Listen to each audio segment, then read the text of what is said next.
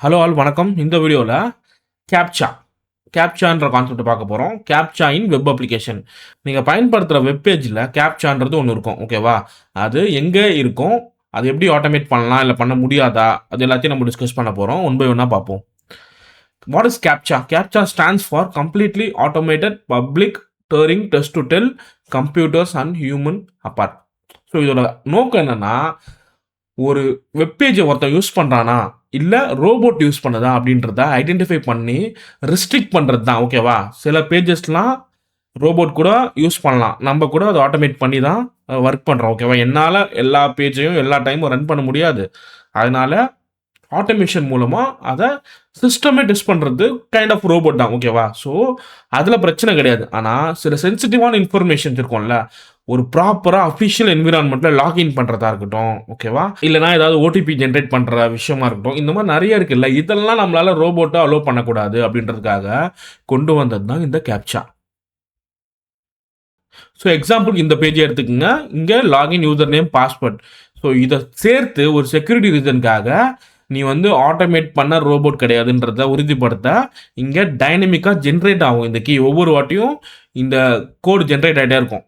இதை நம்ம பார்த்து கண்ணால் பார்த்து என்ட்ரு பண்ணணும். இது ஒரு எக்ஸாம்பிளுக்காக நான் காட்டுறேன். இந்த மாதிரி நிறைய டிஃப்ரெண்ட் கேப்சாஸ் எனக்கு இருக்குது.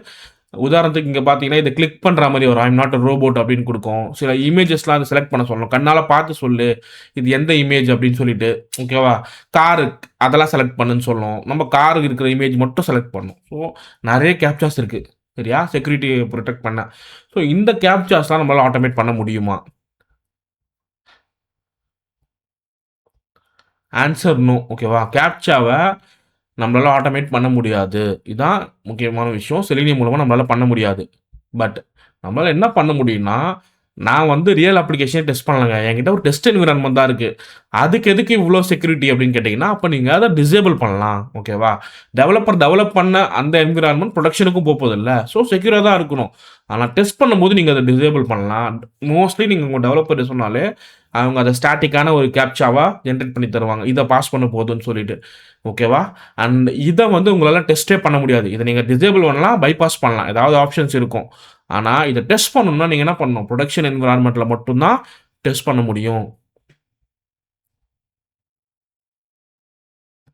ஸோ இத தவிர கேப்சாவ தவிர வேற எதெல்லாம் ஆட்டோமேட் பண்ண முடியாதுன்னா, 2வது ஓடிபி, எஸ்எம்எஸ்லாம் நம்மளால ஆட்டோமேட் பண்ண முடியாது. இமெயில் வெரிஃபிகேஷன் லிங்க் இருக்கும்ல, அத ஆட்டோமேட் பண்ண முடியாது. பயோமெட்ரிக்ஸ் நம்ம ஃபிங்கர் பிரிண்ட் வைப்போம்ல, அதெல்லாம் நம்மளால ஆட்டோமேட் பண்ண முடியாது. ஏன்னா, இது எல்லாமே செக்யூரிட்டி பேஸ் பண்ணி யூஸ் பண்றோம். ஸோ இத நம்ம ஆட்டோமேட் பண்ணிட்டோம்னா, அது ஸ்பாம் ஆயிடும். கரெக்ட்டா? ஸோ இதெல்லாம் ஆட்டோமேட் பண்ண முடியாது. ஓகேவா? ஸோ இத பத்தின புரிதல் உங்களுக்கு இருக்குன்றதுக்காக தான் இந்த வீடியோ. தேங்க்ஸ் ஃபார் வாட்சிங் த வீடியோ. பாய்.